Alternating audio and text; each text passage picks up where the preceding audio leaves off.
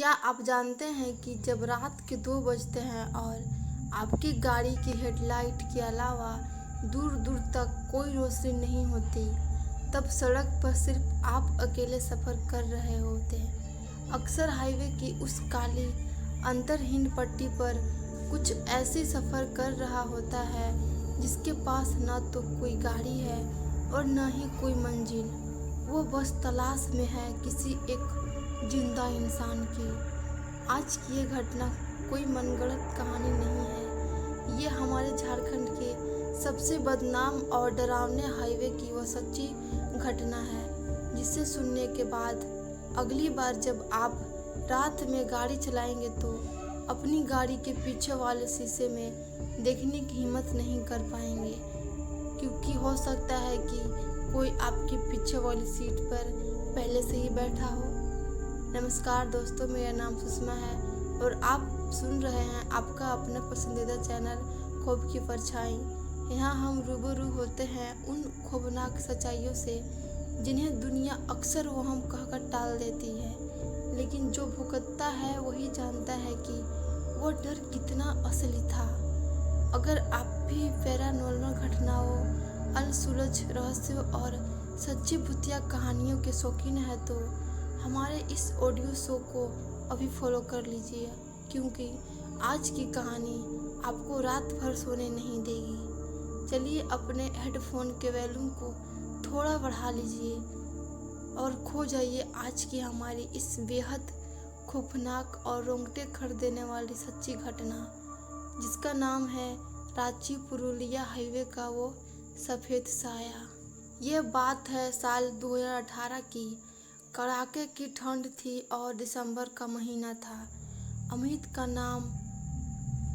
नाम का एक 32 साल का तगड़ा और तजुर्बे ट्रक ड्राइवर जमशेदपुर से माल लाद कर रांची की तरफ बढ़ रहा था।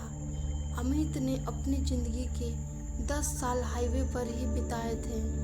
उसने हर तरफ के मौसम, हर तरह की सड़कें और हर तरह के खतरे देखे थे, चाहे वो लुटेरों हो या जंगली जानवर। इसलिए अमित के दिल में डर नाम की कोई चीज़ नहीं थी। उस रात अमित अकेला था। उसका क्लीनर रमेश बीमार होने की वजह से इस ट्रिप पर नहीं आ पाया। अमित ने सोचा था कि वो रात के 11 बजे तक रांची पहुंच जाएगा, लेकिन नियति को कुछ और ही मंजूर था। रास्ते में ट्रक का एक टायर पंचर हो गया, जिसे बदलने में अकेले अमित को 1.5 घंटे से ज़्यादा वक्त लग गया। जब अमित ने दोबारा सफ़र शुरू किया तब घड़ी में रात के 1:15 हो रहे थे। सड़क पर कोहरा इतना घना हो चुका था कि ट्रक की तेज हेडलाइट भी सिर्फ कुछ मीटर आगे तक ही देख पा रही थी। पुरुलिया का वो रास्ता वैसे भी अपने सड़कों, मोड़ों और घने जंगलों के लिए जाना जाता है। उस रात अमित को एक अजीब सा एहसास होने लगा। हाईवे बिल्कुल सूना था। न कोई दूसरा गाड़ी, न कोई ढाबा, न ही कोई इंसान। ऐसा लग रहा था कि मानो पूरी तरह से इंसान गायब हो चुका है। अमित ने बोरियत और हल्के से बढ़ते तनाव को कम करने के लिए ट्रक का पुराना रेडियो ऑन किया। अमित ने चिढ़कर रेडियो के बटन को दबाया। केबिन में एक बार भी वही भारी दम घुटने वाला सन्नाटा छा गया। तभी अमित को महसूस हुआ कि गाड़ी के अंदर ही हवा अचानक बहुत ज़्यादा ठंडी हो गई। इतनी ठंडी कि उसकी सांसों भी भाप के केबिन में साफ धुएं की तरफ दिखने लगी। उसने खिड़की का शीशा चेक किया। वह पुराना, ऊपर तरफ बंद था। फिर ये बर्फीली जमा देने वाली ठंड कहाँ से आ रही थी? तभी रात के ठीक 1:40 पर एक तीखे मोड़ को पार करते ही अमित के पैर अपने आप ब्रेड पेंडल पर चल गए। सड़क के ठीक बाईं ओर घने पेड़ों के काले साये में एक औरत खड़ी थी। कड़ाके की इस ठंड में जहां अमित ने 2 मोटे जैकेट पहन रखे थे, वो औरत सिर्फ एक पतली सफेद रंग की सूती साड़ी पहन हुए थी। उसके बाल कमर तक बिखरे हुए थे और वो अपना एक हाथ हवा में हिलाकर ट्रक को रोकने का इशारा कर रही थी। अमित का दिल जोर से धड़का। दिमाग के एक कोने ने कहा, अमित गाड़ी रोक ले, बेचारी इस जंगल में अकेली मुसीबत में होगी। लेकिन तभी उसके सालों के तजुर्बे ने उसके कान में फुसफुसाया, इतनी रात को इस खूंखार और सुनसान रास्ते पर कोई औरत अकेले सफेद साड़ी में कैसे हो सकती है? और सबसे अजीब बात, हेडलाइट की इतनी तेज रोशनी पड़ने के बाद भी उस औरत का चेहरा दिखाई नहीं दे रहा था। ऐसा लग रहा था कि मानो उसके चेहरे की जगह सिर्फ एक काला अंधेरा हो। अमित को समझ आ गया कि यहाँ कुछ बहुत गलत है। उसने बिना पलक झपकाए गियर दबा लिया और एक्सीलेटर पर पूरा पैर दबा दिया। ट्रक उस औरत के ठीक बगल से गुजरा। अमित ने डर के मारे अपनी आंखें सामने सड़क पर टिका रखी, लेकिन जैसे ही ट्रक पार हुआ, उसने अपनी बाई खिड़की से तिरछी नजर डाली। वो औरत हिली नहीं, वो बस वही खड़ी रही। उसका हाथ वैसे ही हवा में हिलता रहा और उसकी वो अदृश्य आंखें ट्रक को जाते हुए देखती रही। अमित ने एक लंबी राहत की सांस ली। ट्रक अब 80 की स्पीड पर भाग रहा था। उसने सोचा कि वो उस खतरे से दूर निकल आया है। उसने मन ही मन हनुमान चालीसा पढ़ना शुरू कर दिया। करीब 2 किलोमीटर तक वो लगातार गाड़ी भगाता रहा। अमित का डर धीरे धीरे शांत हो रहा था। उसने सोचा कि शायद वो कोई वहम था या कोई साया था जिससे वो बच निकला। अपने इस तसल्ली के बीच अमित ने अनजाने में ही आदत के मुताबिक अपने केबिन के बीच वाले रियर व्यू मिरर यानी उस शीशों पर नजर डाली जो ट्रक के पीछे के खाली हिस्सों को दिखाता था।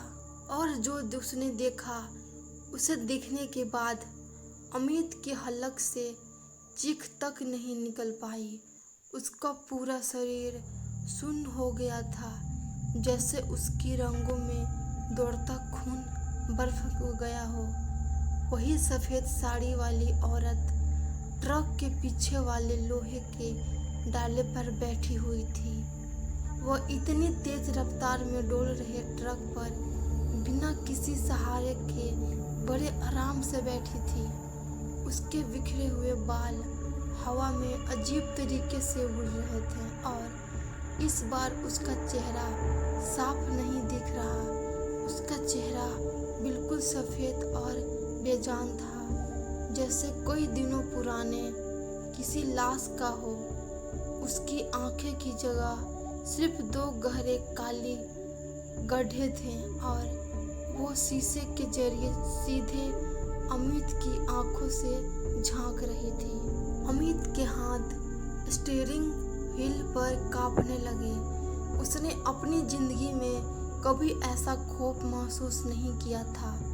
वो औरत धीरे धीरे अपनी जगह से उठी। वह ट्रक के डाले पर चलते हुए केबिन की पिछली खिड़की की तरफ बढ़ने लगी। अमित को ऐसा लगा जैसे उसकी मौत उसके ठीक पीछे आकर खड़ी हो गई है। उसने अपनी आंखें बंद कर ली और पूरी ताकत से चिल्लाते हुए हनुमान चालीसा का पाठ जोर जोर से करना शुरू कर दिया। जय हनुमान ज्ञान गुण सागर, जय कबीर लोक उजागर। उसने एक्सीलेटर को फर्श से सटा दिया। ट्रक अपनी पूरी क्षमता से तेज भाग रहा था। अमित ने ठान लिया था कि वो अब गाड़ी नहीं रोकेगा, चाहे ट्रक पलट ही क्यों न जाए। तभी पीछे से खिड़की के कांच पर किसी के लंबे नाखून के खुरचने की आवाज आने लगी। यह मंजर करीब 5 मिनट तक चला, जो अमित के लिए 5 सदियों के बराबर था। वो बस चालीसा पढ़ रहा था और रो रहा था। तभी अचानक दूर सड़क के किनारे एक रोशनी दिखाई दी। एक बड़ा ढाबा, वहाँ एक ट्रक खड़े थे। लाल पीली बत्तियाँ जल रही थी उसमें और कुछ ड्राइवर्स आगे सेक रहे थे। इंसानों की मौजूदगी को देखते ही अमित ने ट्रक को सीधे ढाबे के अंदर घुसाया और जोरदार ब्रेक मार दिया। गाड़ी रुकते ही अमित केबिन का दरवाजा खोलकर बाहर कूदा और सीधे जमीन पर गिर पड़ा। वो पूरी तरह कांप रहा था और उसका पूरा शरीर पसीने से भींगा हुआ था। ढाबे के लोग दौड़कर उसके पास आए। जब अमित ने लड़खड़ाती और आवाज में उन्हें पूरी बात बताई तो सबने मिलकर लाठियों और टॉर्च उठाई और ट्रक के पीछे गए, लेकिन वहाँ कोई नहीं था। सिर्फ एक ट्रक के पीछे वाले हिस्से पर, जहाँ और औरत बैठी थी, धूल के बीच 2 पैरों के अजीब से उल्टे निशान थे। केबिन की पिछली खिड़की के कांच पर गहरे नाखून के खरोंचने के निशान साफ चमक रहे थे। अमित को उस रात इतना तेज बुखार आया कि उसे 3 दिन तक अस्पताल में भर्ती रहना पड़ा। उस घटना के बाद अमित ने रात में ट्रक चलाना हमेशा के लिए छोड़ दिया। आज भी रांची पुरुलिया मार्ग पर चलने वाले कई ड्राइवर्स दावा करते हैं कि दिसंबर की रातों में वह सफ़ेद साया आज भी अकेले ड्राइवर से लिफ्ट मांगता है। तो दोस्तों, ये थी आज की हमारी खौफनाक दास्तान। अगर आप अगली बार किसी सुनसुना हाईवे से गुजर रहे हो तो कोई आपसे लिफ्ट मांगे तो सोच समझ कर फैसला कीजिएगा। क्या पता वो सिर्फ लिफ्ट ना मांग रही हो, बल्कि आपकी रूह की तलाश में हो। अगर ये कहानी आपके दिल तक पहुंची तो इसे शो को रेटिंग देना मत भूलिएगा। इसे अपने दोस्तों के साथ शेयर करें और मुझे कमेंट या मैसेज करके बताएं कि क्या आपके साथ भी कभी ऐसा सफ़र में कुछ अजीब बात हुआ है। मैं था आपका दोस्त सुषमा और आप सुन रहे थे खौफ की परछाई। मिलते हैं अगले एपिसोड में एक